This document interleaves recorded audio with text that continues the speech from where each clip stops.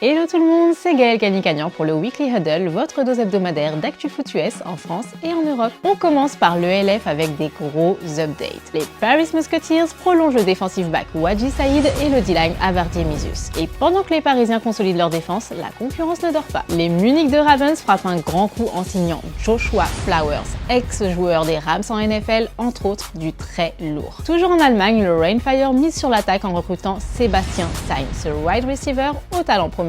Un bon choix pour booster leur ligne offensive? Réponse bientôt. Et enfin, en Italie, les Simen Milano ont signé le defensive back Gabriele Battistella. Vous le trouvez comment, mon accent italien?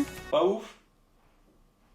Je sais pas pour vous, mais moi j'ai vraiment hâte que cette nouvelle saison commence. Niveau résultat, le week-end dernier, c'était la D2 française où le suspense était à son comble. Les Templiers ont affronté les Centaures dans un match plus serré que le score ne l'indique, 21-45 pour les Centaures. Leur attaque était juste trop puissante, notamment grâce au wide receiver Abraham Jouan qui nous a fait une masterclass. 9 réceptions, 206 yards, 3 touchdowns. Je crois que c'est la première fois que j'annonce une perf aussi exceptionnelle. Et puis il y a eu le match entre les Gladiateurs et les Corsaires où les Gladiateurs ont créé la surprise en s'imposant 7-0. Une victoire inattendue qui marque leur premier succès de la saison, tandis que les Corsaires enregistrent leur première défaite. Eh les gars, la prochaine fois vous nous refaites un Charlie Delta? Cela dit, c'était un match défensif, intense, plein de suspense jusqu'au bout comme on aime. Et ce week-end, c'est le retour de l'élite. Au programme, les Molosses accueillent les Léopards de Rouen. Les Molosses vont essayer de faire oublier leur premier match qu'ils ont perdu sur les dernières secondes face au Flash, mais en face, les Léopards qui ont bien commencé leur saison vont vouloir confirmer. Le Flash, leader de la poule Nord, se déplace chez les Cougars de Saint-Ouen-l'Aumône. Après avoir dominé les Black Panthers, le Flash semble invincible. Mais les Cougars semblent avoir la rage de vaincre, à voir s'ils sauront la canaliser et l'utiliser à bon escient. Suspense.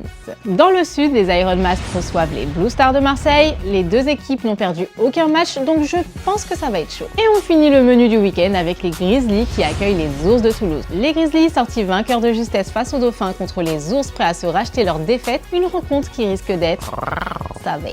Voilà pour le récap de cette semaine, n'oubliez pas de vous abonner si ce n'est pas déjà fait et je vous retrouve la semaine prochaine dans le Huddle.